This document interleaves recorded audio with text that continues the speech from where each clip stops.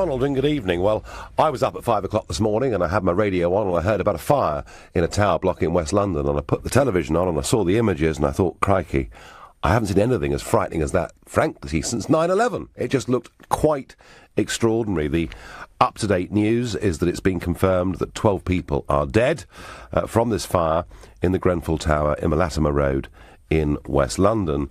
There are 70 people being treated at 5 different London hospitals, 18 of whom are described as being in critical care. My understanding is that the fire service has got as high as the 12th floor in this building, but in total there were 24 floors. So I'm not going to speculate about what's going to happen to the numbers, but it is a pretty grim scene, to say the very, very least. And I think whichever God you pray to, or whichever belief system you have in your life, perhaps this evening is just one where we take a little bit of time out and think about those that have suffered this horrific tragedy. After London Bridge, we were, I think, pretty amazed how quickly the Armed Response Unit got to the scene, and similarly, the reports that I've heard are that the fire services were on the scene within 6 minutes of this being reported, and it was reported at 00.54, so just before 1 o'clock in the morning was when the first reports were there, and by 1 o'clock there were fire engines and firefighters there. 45 fire engines in total turned up. 200 firefighters were there tackling the blaze, many of whom actually going into the building. And if you remember 9/11 and what happened with the building collapse, you've got to have some real guts, haven't you, to do that job. So perhaps we should also pause and think a little bit about the bravery of the men and women that do jobs like this. So, we've been listening over the last couple of hours to those that have been attempting to coordinate the emergency response. And speaking outside the Grenfell Tower, Met Police Commander Stuart Cundy recently gave us this update. This remains an active operation from our colleagues from the Fire Brigade. Sadly, I can confirm that 12 people that have died that we know of. This is going to be a long and complex recovery operation, and I do anticipate that the number of fatalities will sadly increase beyond those 12. And the thoughts of all of us from the emergency services, and I'm sure colleagues from the local authority and local council and all of Londoners, our thoughts will be with those that have been so affected by what is, as you heard here, a fire of a scale and a precedence that we've probably not seen in London for many, many years. I've said before, and I'd reiterate again, from a police perspective, what's really important is that we identify and account for everybody. We've had call handlers in our casualty bureau taking hundreds of calls today. Now, our experience shows us in cases like this, it's very, very challenging to put a number on how many people are unaccounted for. Our priority is clearly those that we know would have been resident within Grenfell Tower, but indeed there might have been others that were staying with family or friends. So if you do have any concerns, please contact the Casualty Bureau. Well, talking of that Casualty Bureau that Stuart Cundy there was talking about, you can get in touch with the Met Police Casualty Bureau if you've got concerns about anybody that's missing, or information. Perhaps somebody who lives in that tower was staying with you on holiday or whatever. Any of that information is what the Met Police need, and they can be contacted on 0800 0961 233. That's 0800 0961 233. And if you didn't get time to jot that down, I'll make sure that it's on the lbc.co.uk website right now. OK. Also at that press conference, Steve Apter, the Director of Safety and Assurance for London Fire Brigade, also gave us this update. I can confirm I have had firefighters manage to get through particularly arduous conditions up to the top floor. They were hampered for some time by a fractured gas main, which was really difficult and challenging for the utilities to be able to isolate. That obviously, as you can imagine, created quite significant hazard. Once that was isolated, the crews were able to progress. Conditions in the tower, and you can see for yourselves, the fire's been burning for some time. The integrity of the building is a significant issue for us as a hazard, but I can confirm crews did make it to the top floor. Are there still any flames? Yeah, there are still pockets of fire yet to be extinguished in particularly difficult places to reach. And hence I've said we will be on scene for a long time. So I've firefighters, I've got a limited crew inside because I need to manage the risk to my firefighters. And what they are doing is assessing and looking at the situation. We've actually got a capability from Kent Fire Service, drones. So we're using drones to be able to create access and visibility to certain parts of the building to be able to assess the integrity of the building to enable me to plan further ahead.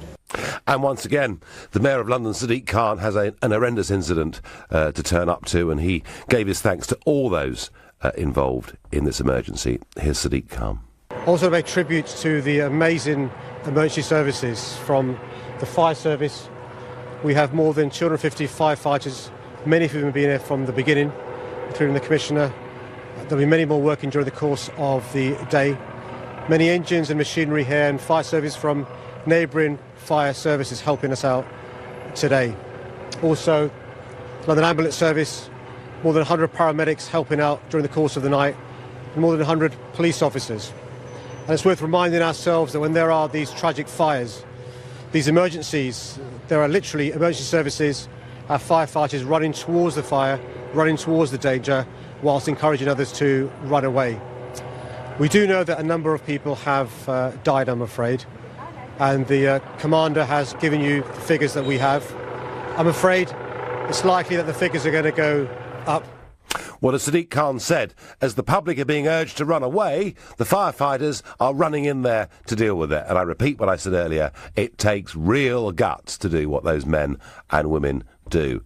Have to say, I'm not sure that I could do it.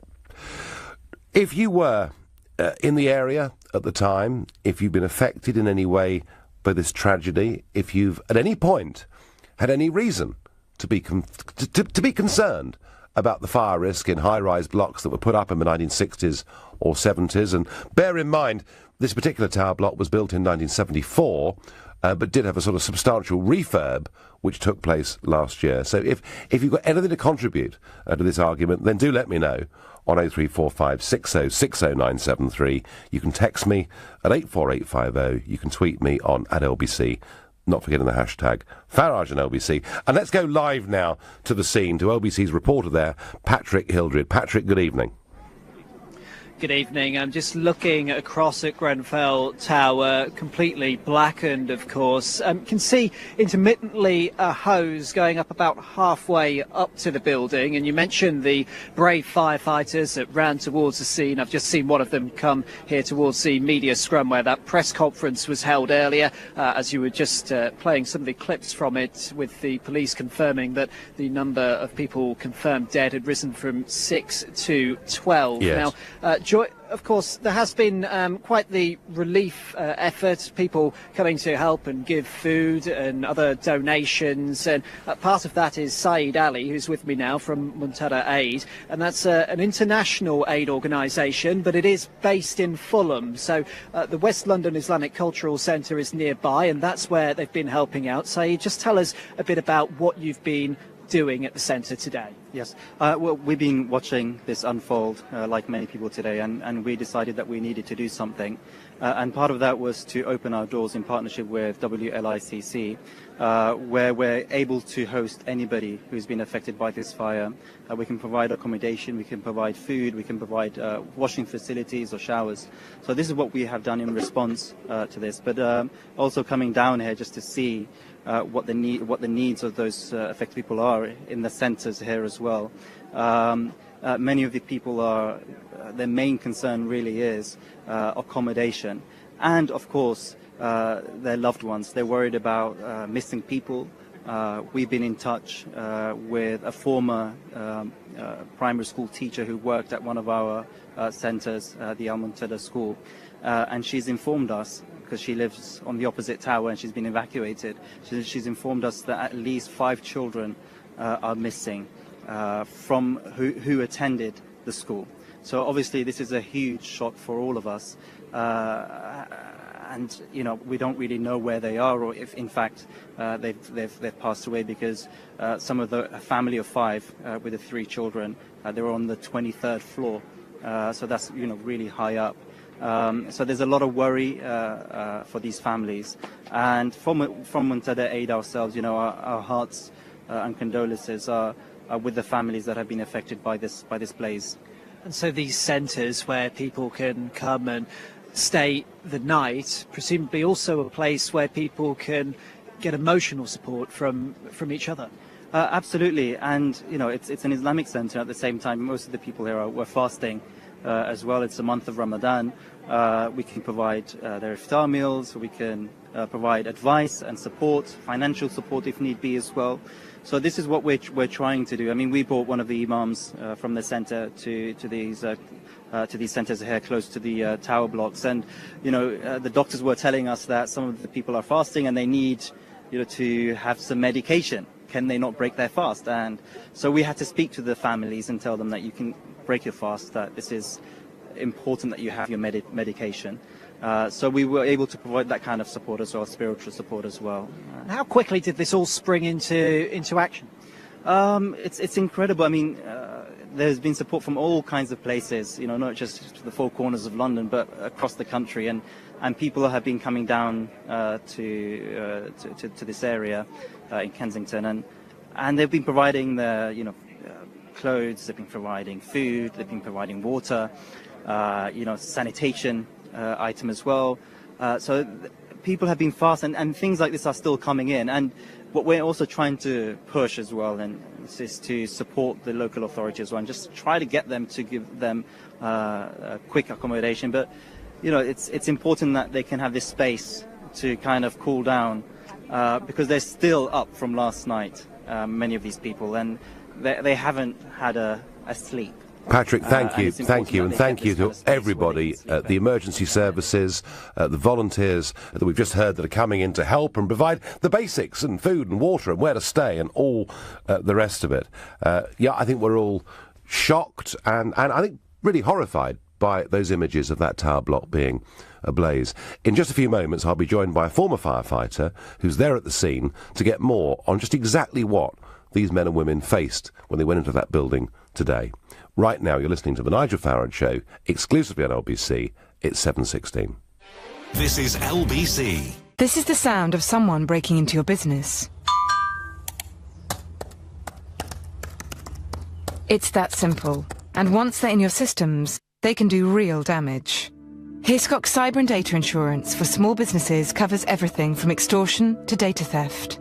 Our team of IT specialists will recover lost data and prevent further damage wherever possible, so you can concentrate on connections in the real world.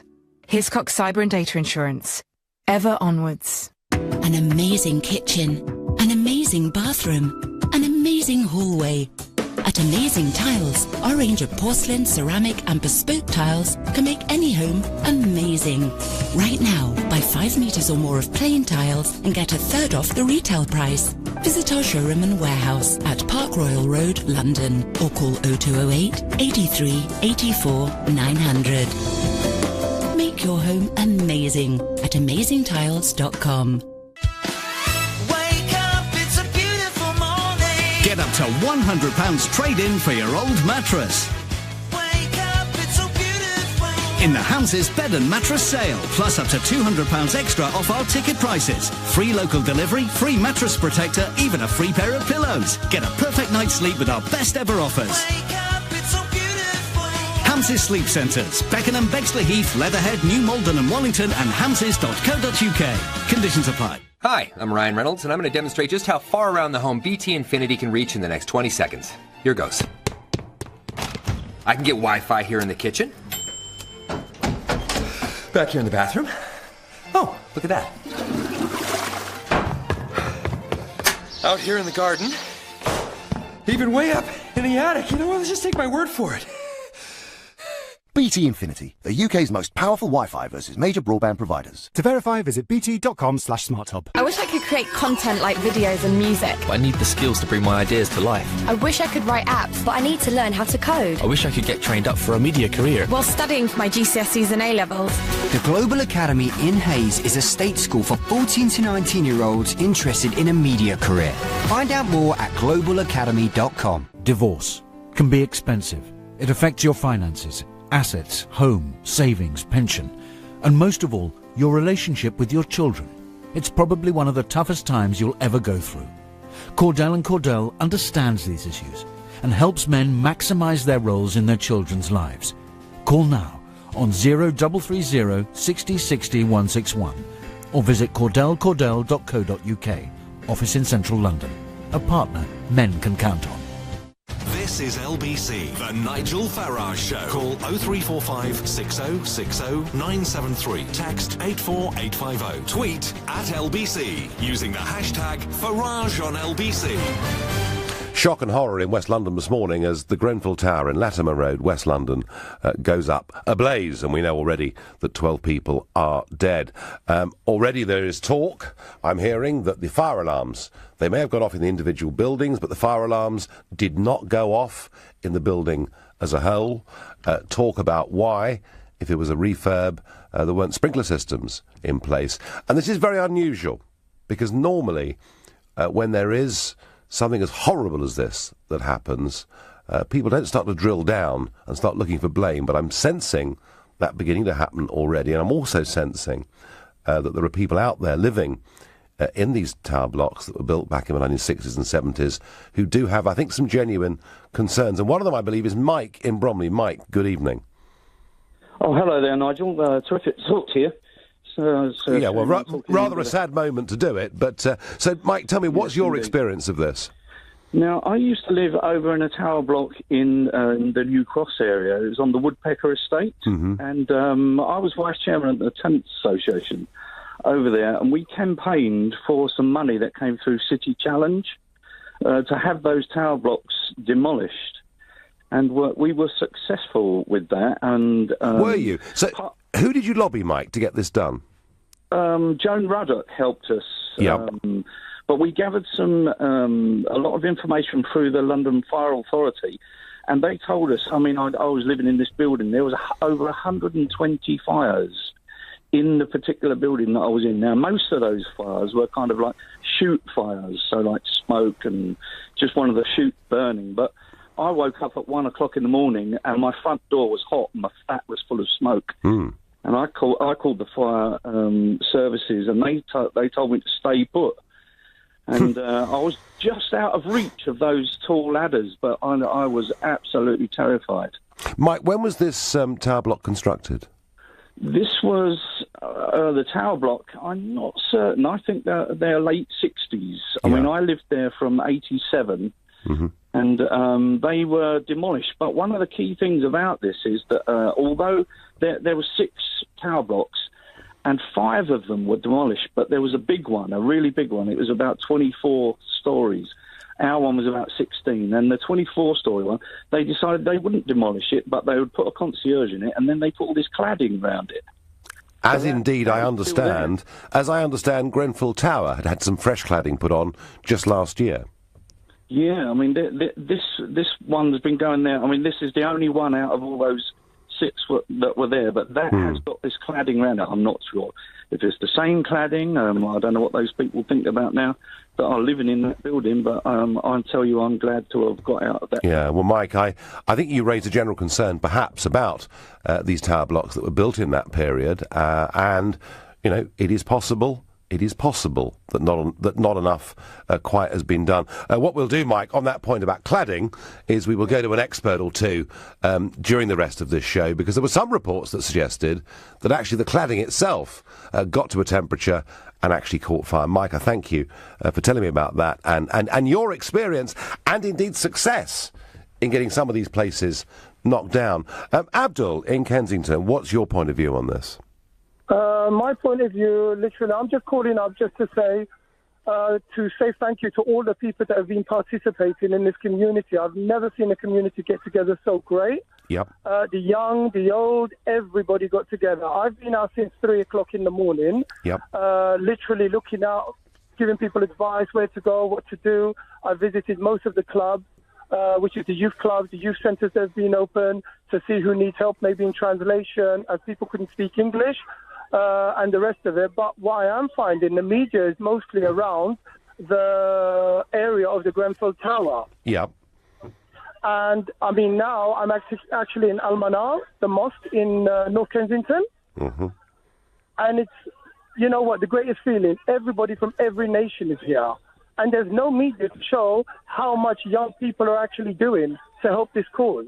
Well, Abdul, let's be fair. I can't speak for everybody else, but let's be fair to LBC, because just a few moments ago, before the break, I had Patrick Hildred on, who's there at the scene, and who was interviewing a young Muslim man from a charity, and it was a Muslim charity that were there helping people. So I think, Abdul, as far as LBC's concerned, I think we have reflected fully that the community together, have worked on this. And all I can say to you, if you've been up since 3 a.m, out there doing it, Abdul, full marks to you. Well done. Absolutely terrific. Thank you.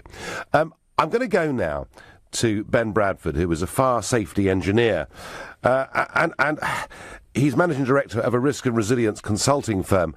Ben, good evening. Good evening. Now, as I said a moment ago, normally when something awful like this happens, there is the sense of shock and horror and upset. But already, I'm hearing quite considerable criticisms and worries coming out from a lot of people about the safety of this building. What can you tell us? Yeah, well, first of all, I'd just like to say I'm deeply saddened by the tragic loss of life and painfully aware that there's a lot of anger among the general public, and I guess a number of questions being raised in the media about is stay put safe, or the alarms were too quiet, and why was there only one stair, or why is there no sprinklers? And a number of whilst these are issues that are worth consideration, that I think that the main factors of consideration revolve around the cladding and compartmentation, and I guess why a external fire spread fire would penetrate the building in the way that it did. But isn't the sort of extraordinary thing just how quickly this fire appeared to take hold? Yes, it is. It is an unprecedented fire, and I think there has been a lot of speculation as to what the exact causes are and how it spread so quickly. But I think we need to wait until the full findings of the fire investigation come out before we speculate too much. And there's been a lot of criticism of national building regulations. I've heard some of this, yeah. Yeah. I think that fire precautions in the UK are among the best in the world. I think that our fire safety legislation and guidance does a very good job, and I'm sure that in time we'll get the answers to all of the questions that are being posed. Well, let me ask you a question, Ben. You know, this building put up in the early 70s, and there were a lot, weren't there? From the mid-60s to the mid-70s, there were quite a lot of this type of building put up. If you compare, you know, as an expert, the risk of those buildings compared to a new build, are the older buildings less safe? Not necessarily. Okay. Older buildings can be of solid construction, and I think generally people are safer from fire in their homes than at any point in recent history. This is a tragic event that is unprecedented, and the purpose of legislation is not to bring old buildings into compliance with modern standards. It's really to take a risk-based view and decide what fire precautions are necessary. No, Ben, I understand you can't eliminate all risk. I also, would have thought when the argument about sprinklers comes into play, I mean, presumably putting sprinkler systems into every flat would be a very, very expensive thing to do. Well, there is, of course, a cost to sprinklers, and we've got to kind of weigh up our knowledge of fire safety, and this is unprecedented that fire has spread from one compartment to another, and we've got multiple compartments on fire because blocks of flats are usually designed as single compartments, and we don't expect fire to spread from one compartment to another because they're designed to withstand that. So sprinklers do a very good job of putting out fires, but they may not be effective in fires within cavities, for example, because sprinklers just aren't within cavities. And the other thing is that there were studies that were undertaken a number of years ago now that looked at where fatalities occur and why, and a large proportion of the fatalities occur in the room of fire origin, where the fire starts. And of course, it's not usual for people to die due to flame. It's usually the smoke that's the killer, and of course sprinklers are activated on. Ben, would you advise people not to rush to judgment on this? Is that really what you're saying? Let's wait. Let's find out the facts. This could well be just a freak, horrendous accident. Yeah, I would say let's not make hasty assumptions, and they're not helpful to the objectivity of the investigation that's yet to follow. Okay. Ben, I'm going to have to stop you there. Thank you.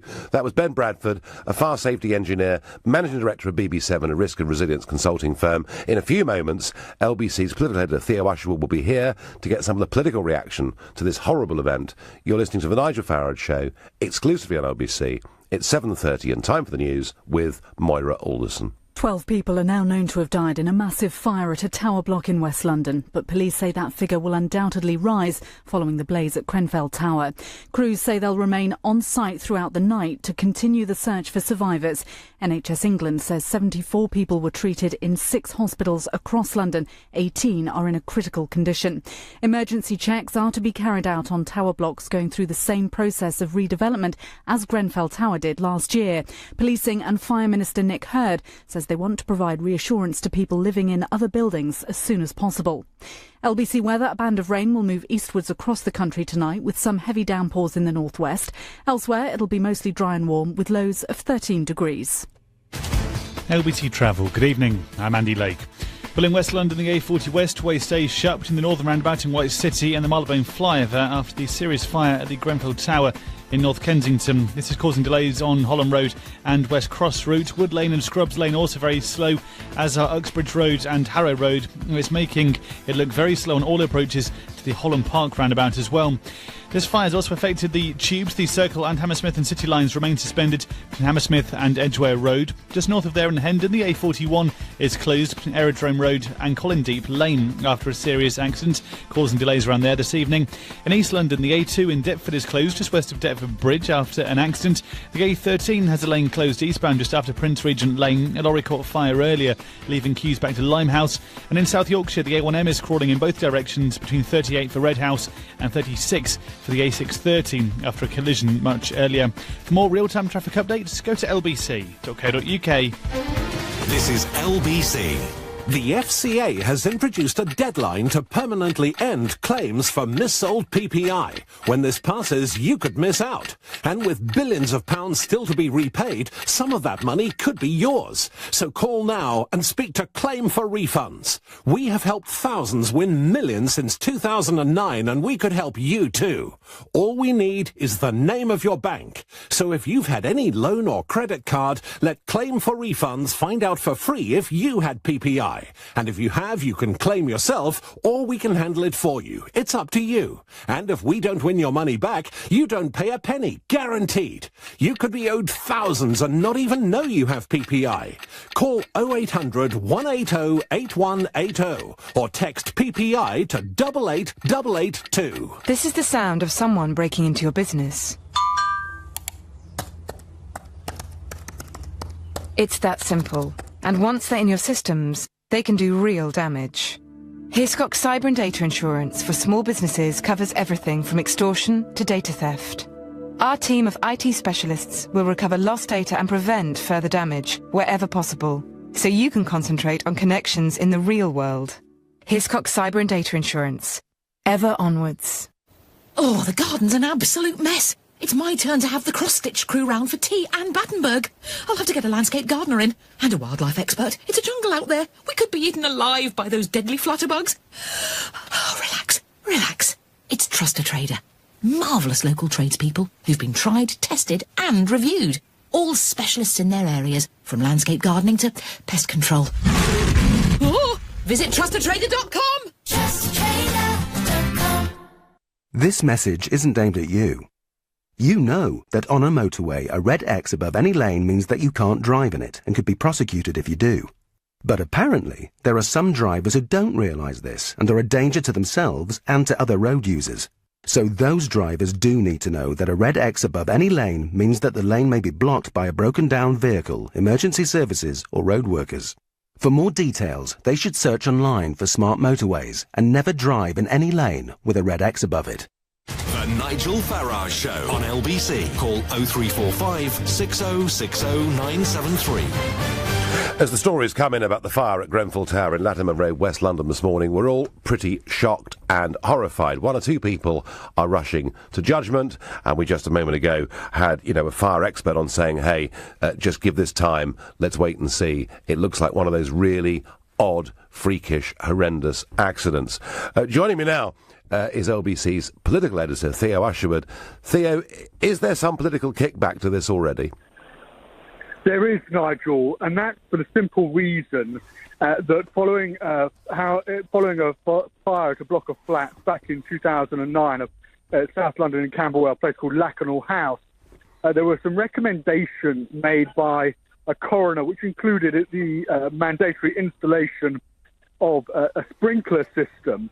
And as a result of that, there was a recommendation by an all-party parliamentary group headed by a man called Ronnie King, a former chief fire officer, who said that the government should implement these changes. Now, it got kicked on from one housing minister to another housing minister, and the last housing minister to consider this but do nothing was a man called Gavin Barwell, who happens to be the new chief of staff to the Prime Minister, Theresa May. Now, I was speaking to Jeremy Corbyn earlier on today, and he said there were searching and difficult questions for the Tories on this issue, and he also raised the spectre of public spending cuts, Nigel, which of course... Isn't that a bit premature, Theo? Kickback. Yeah. And you're quite right to say that, Nigel. Yeah. You're quite right to say that. That prompted kickback from other political parties who saying, exactly how can you link cuts to the emergency services, to the NHS, to housing or whatever, to this fire? And there was he rode back on that. Mr. Corbyn rode back on that. Has there been, Theo, any statement from Gavin Barwell? Not yet. The Prime Minister just issued a very short statement through her spokesman, saying that she was deeply saddened by what had happened. It was, a straightforward statement. She hasn't appeared in front of the television cameras yet. That may, of course, change. And, of course, she also said that the government was convening I should say the government, I mean, it's the Conservative Party at the moment because there is no government, was convening the Civil Contingencies Committee, which is, a conglomeration of experts who can work out how to support the emergency services as they go through the very dire, grim task of having to investigate this fire in West London. Yeah, and Theo, while you're with me, within the last hour or so, Tim Farron has resigned as leader of the Liberal Democrats. Let's just listen to what Farron said. Now, I am a Liberal to my fingertips, and that liberalism means that I am passionate about defending the rights and liberties of people who believe very different things to me. There are Christians in politics who take the view that they should impose the tenets of their faith on society. But I have not taken that approach because I fundamentally disagree with it. It is not liberal, and actually it's counterproductive when it comes to advancing the gospel. Even so, I seem to have been the subject of suspicion because of what I believe and who my faith is in which case we are kidding ourselves if we think we yet live in a tolerant, liberal society. And that's why I have chosen to step down as leader of the Liberal Democrats. Theo, is this just an excuse for having not done very well in the election, or does he actually mean it? A bit of both. I mean, the Liberal Democrats got 14 seats. At the beginning of the campaign, there was talk of 30, 40 seats, righting the wrongs of 2015 and getting back to the position they'd enjoyed under Charlie Kennedy and Nick Clegg. But, of course, this question about Tim Farron's views when it came to homosexuality, the refusal repeatedly repeatedly questioned to say that he didn't think homosexuality or homosexual sex was a sin, just dogged the campaign, and it had real cut through. And Lord Brian Paddock resigned this afternoon, said he couldn't serve in Tim Farron's top team as as the Lib Dem spokesman on home affairs. But Mr. Farron, it was very, very difficult. It had cut through, and many people felt that they had to blame. His argument, of course, Nigel, and I should say this, and you heard it a little bit there, is that what he believes in private is very different to what he believes when he's in his role as leader of the Liberal Democrats. And I question this, and that you can actually do that, and the public think that that's a perfectly acceptable position. It's a little bit like saying you finish your show and you go home, you put on a pair of sandals and eat granola. It's not you. No. I pour Theo, I pour a large glass of something. Don't worry about that. But wouldn't it have been better if Farron had just been upfront about it? People have different opinions. People have different religious beliefs. I mean, my view is that political leaders run away from media criticism, thinking it'll put off all the voters. I think we're grown up enough to respect the fact different people have different views.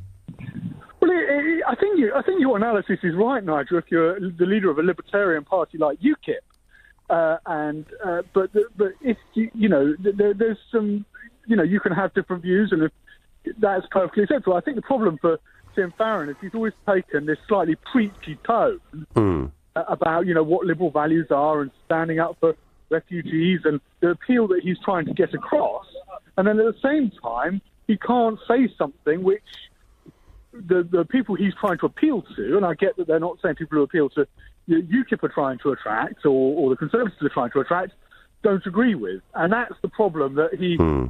That's the problem, and that's where he was hammered. And I think you're right to say that. I think you're right to say about your analysis about we should all be grown-ups about it. But of course, he was being hammered both by Labour and the Conservatives on this issue. But that's politics, Theo. And they're raising the issue. That is politics, and he lost. Listen, when I was UKIP leader, I was being hammered by everybody. But that's the way that he is. Listen, well, you made a virtue of it, Nigel. I did. You're right, Theo. Listen, thank you ever so much indeed. Now, while we've been looking at this horror in London, equally in the United States of America. There's been a really unusual and pretty horrific incident, and I'm going to cross to Simon Marks, LBC's Washington correspondent. Simon, we've not really heard much about this story, but a gunman has been out firing bullets at a member of Congress. Tell us more.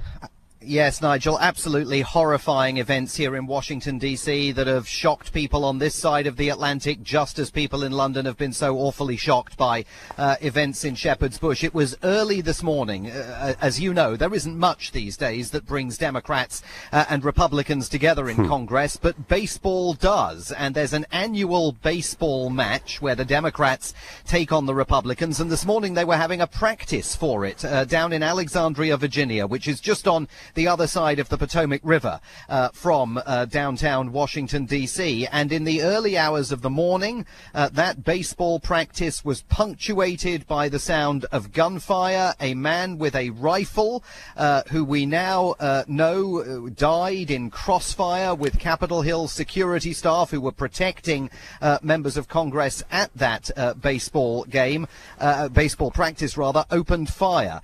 There are conflicting reports about whether he asked other spectators to identify Republicans among the players on the field, but certainly we know that a prominent Republican lawmaker, Congressman Steve Scalise, he is the Republicans' whip in the House of Representatives, so a powerful and important Republican figure, was among the 5 people injured. The other 4, we believe, were Capitol Hill security staff and congressional staffers, and the gunman has now been identified here as James Hodgkinson, a man who left a long social media trail behind him, very critical of President Donald Trump. He had campaigned for Bernie Sanders during last year's presidential election when Bernie Sanders, the socialist senator from Vermont, was battling Hillary Clinton for the Democratic Party nomination. Bernie Sanders has said he's shocked and appalled by what has has happened. President Trump addressed the nation just a few hours ago and expressed his grave concern about events, saying that he was a good friend of Congressman Scalise, and he was sending best wishes to all of those people who had been affected by this. But security now tighter at the US Capitol than it has been as a result of all of this. I think there's some relief that this wasn't related to any kind of international terrorism, but also concern, of course, that this does appear to have been a case of domestic political violence. Yeah. Horrendous. And as you say, politically motivated. Another deeply unpleasant story. Simon, I thank you, and I'll be with you in your Washington bureau tomorrow, where I will broadcast the show from. Thank you very much indeed. In a few moments, we're going to cross to my fellow LBC presenter, Matt Stadlen, who lives very close to Grenfell Tower, and he'll give us a bit of a feel of how the local community has reacted to all of this. Right now, you're listening to The Nigel Farage Show, exclusively on LBC, and it's 7:45. Coming up at 8 on LBC, Clive Bull. We continue to bring you the latest from the Tower Block fire in West London and attempt to answer some of the many questions people are now asking. Clive Bull on LBC. My thing, minimalism. I like to pretend I'm living in a Scandinavian furniture catalogue. I like any colour, as long as it's white. Absolute white, white cotton, white mist. The only threesome I want. So when I got a red coffee machine for my birthday, it was never going to work. So sadly, it had to go. With millions of buyers ready and waiting, there's no better place to sell your things than eBay. eBay. Find your thing. We've been thinking about the nuclear family, that vision of mum, dad and their 2.4 children, and how times have changed. How we're now living longer and our kids are leaving home later. So we thought, with all this change, shouldn't we change the way we think about mortgages? So we now cater for all types of family and are trying to turn Generation Rent into Generation Buy. Mortgages for how life is now. NatWest. We are what we do. Your home may be repossessed if you do not keep up repayments on your mortgage. At Honda, we've put a lot of our best thinking into the Jazz. So when it scored over 9 out of 10 on review for quality, practicality and features, we took it as a challenge. How to improve on what we think is the best small car money can buy? How about making it the best small car that slightly less money can buy? Until June 30th, you can own the Jazz for £199 a month with a £199 deposit and 4 years 0% APR. If you give that idea full marks, visit honda.co.uk/jazz199 for details. Terms and conditions apply. Final payment £4,403.07. At More Than, we've learned that understanding your pet is tricky. For example, actually means, my litter tray, my poo, give it back. It's even harder to understand them when they're sick. So More Than Pet Insurance comes with VetPhone, a 24/7 free-to-call health advice line. Plus, new customers get 25% off online now. We do more than. What if you could choose between eating breakfast al fresco or al bedo? What if you went back to that special place which reminds you why you got together in the first place? And what if your 392nd date was just as much fun as the first? A world of what if is waiting. European city breaks now from just £119 per person for 2 nights, including return flights and hotel. Book now at ba.com. Limited availability. Selected dates and conditions apply. At all protected.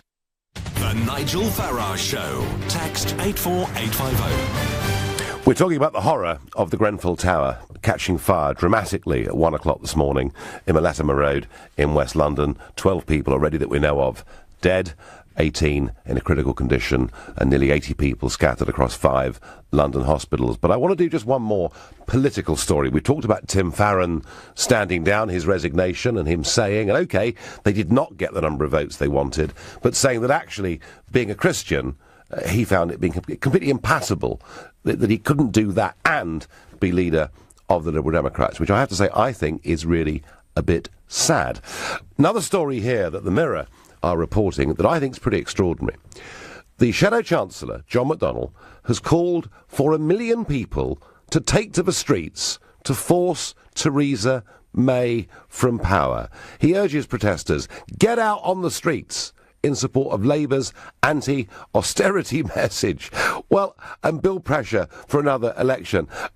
I'm sorry, Mr. McDonnell, but we had a general election last week, and we had results. And unless you think there's anything wrong with the way in which that election was conducted, and you haven't said so, the thing about democracy is that it stops us taking to the streets. It's a safety valve. We don't need mob rule. We don't need intimidation. It's why we have elections. And I think this is a really, really worrying development if somebody as senior in British politics as John McDonnell is effectively urging mob rule. I condemn it completely. Please, listeners, if you think I'm wrong, if you think McDonnell's entirely right to do that, then please, 0345 6060 973.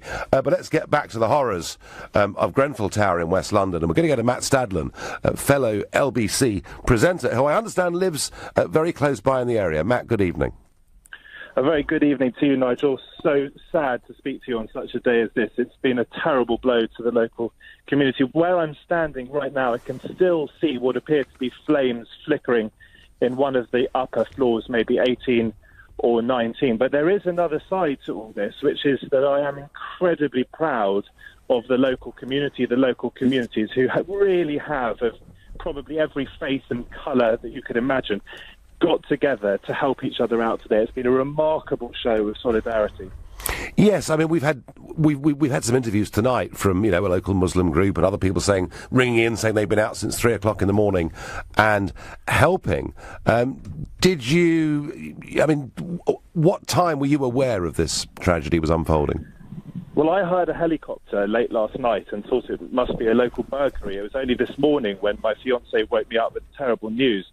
I went straight down at about 8:30. I've been pretty much here on and off all day. In fact, I'm going to be taking in a lovely lady from the 7th floor who managed to escape the fire. She didn't actually smell any smoke. She got out okay, and she'll be coming to live with us probably for about a month, making sure, okay, of course, that she's also going to be on her waiting list. But the key message here is that people from every walk of life, because Notting Hill, as you'll know, is a very, very mixed community, have really been rallying around. There's been such an outpouring of generosity, of human kindness, of empathy as well. And I've bumped into neighbours of mine when I was growing up in the rather more affluent areas of Notting Hill, all coming along trying to do their bit. And I tell you what, I've been part of a human chain with people from every walk of life, again, just passing down bags of food, bags of clothes, trying to get things where they're needed most. So there's been an incredible rallying around. And I suppose if there is any silver lining, and it's hard to see one on a day like today, especially as there may well be news of further fatalities. Well, that's it, isn't it? Yes, I mean, the community coming together and helping each other, as you're doing by taking someone in to live with you who is now homeless, and I guess she's without her possessions as well. People have lost, there are lives lost, and I know that possessions don't matter as much, but people have lost literally everything. And the other thing, Matt, I'm really struck by is the story that we did sort of half an hour ago where, the firefighters are shouting at people to get out of the area as they themselves are going into Indeed. it. And that's pretty remarkable stuff. I've seen so many firefighters today just returning exhausted from heroic shifts, right from early this morning to late afternoon. These people really are the everyday heroes of our society. So that community has been absolutely incredible. I went to one of the local churches that has been a point for people to come and take food and get encouragement and support. And one of the things that I noticed was someone announced there was going to be 2 quiet places, Nigel, for people to pray, a Christian area and a Muslim area. People were going to be able to pray side by side. And at that point, there was a round of applause. But I'd want to make this point as well, because it's important. This is not just about the local community around here, Ladbroke Grove, Latimer Road. This is about people from across London. We've had people coming from right across London just to help and to be here and to donate. And it does make you proud to be a Londoner. But as a local, my overriding emotion today is one of terrible sadness. Yes, of course. I've heard really, truly horrible stories of what's gone on in the early hours of this morning. Yes, I must admit, I've heard one or two of those stories, and I don't even want to hear them, Matt. They're so awful. Matt Stadlen, fellow LBC presenter, local resident in the area, thank you ever so much for telling us about how the community in adversity and horror have come together to work with each other to help everybody, which is at least a little bit of a silver lining on what's been a pretty awful day. I'm going to go to Fire Brigades Union Executive Council member for London, Ian Lehair, who's there at the site. Ian, good evening. Good evening. So, Ian, is this the biggest fire that the London Fire Brigades have had to deal with in modern times? It's certainly one of the most devastating fires that they've had to deal with. I think the level of fire spread is unprecedented, as has been said before by fire officers. I think the firefighters and control staff in the London Fire Brigade have been, as your previous presenter said, heroic. They have worked till exhaustion, without a shadow of a doubt. And I've spoke personally to a number of the crew members that have left the scene to go back. Bearing in mind, many of these are supposed to be back on duty tonight, and they've been here from the early hours until late afternoon. Was there ever, Ian? They are exhausted. Ian, was there ever a thought that might have crossed people's mind that maybe this building could collapse at some point? I think there's been some speculation about the building potentially collapsing, but I've been.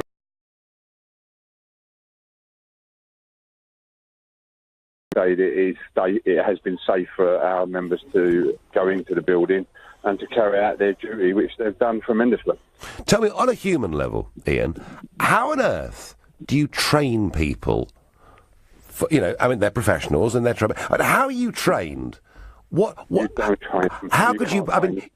You couldn't possibly replicate this in training, could you? You can't train them for this. You can only train them to make them professional, to go in there and use the tools of the trade that they've got available to them. And once they're in there, they will do their best efforts and they will put their lives on the line. Just as I've seen today, I've seen people coming out there that frankly should not have been in there because they were so exhausted, but they would not. They would not refuse to go in. They've gone in there because they knew people needed them. And Ian, we've talked to fire safety experts, one of whom has suggested that we should not yet rush to judgment on what has happened here, but others, as you will have heard, expressing concern that even this building, there were some concerns expressed about last year. Are you in any way concerned about these 60s and 70s high-rise blocks? I'm not concerned about the structure of the buildings built in 1974 or 60s. I am concerned about the way the standard of refurbishment's been done, because if they're refurbing these buildings, then surely in 21st century we should be starting to install sprinkler systems into these buildings. So I do think that needs to be part of the inquiry that will come out of this. I think we're going to hear a lot more about that, Ian. Thank you very much. And I've got time for one very quick call from Notting Hill Gate. Aziz, good evening. Good evening, Mr. Nigel. How are you? Well, I'm all right. Obviously, pretty upset for everybody living in your part of the world. What are your observations, Aziz? Well, I live in one of the towers in the area, and a couple of things I can, say that has been, or I've seen personally, because in my own flat, take for example, the fire alarm doesn't work. Yeah, so and again, we heard stories about that. And Aziz, we're running out of time. You've got 25 seconds. What was the other point you wanted to make? Well, the other point I wanted to make is about the antisocial behaviors on the staircase. So even when you want to get out of the house, to get out of the building, there might be some things in the stairs that might scare you out. So it's a case of clearing those places and ensuring that people have safe access to get out of the building should, fire comes up in other towers. Well, I hope, Aziz, there were no cases of that last night. Listen, I'm sorry, we've run out of time. I'm going to have to let you go. But the point there being made by Aziz, fire alarms not working, and that is a story that we've heard from today. My final thought on this is, it is, I think, much too early for anyone to rush to judgment. It may well be there are people at fault. It may well be not enough was done. But, sometimes accidents happen. Sometimes terrible things do happen in life. We shouldn't rush to judgment. But I think what we all should do Whatever our belief systems or faiths or religions, we should all tonight, before we go to bed, just spare a thought for these people whose lives have been literally destroyed today in this horrible fire. You've been listening to The Nigel Farage Show on LBC. I'm back tomorrow evening from Washington at 7. Coming up at Tennessee and Collins.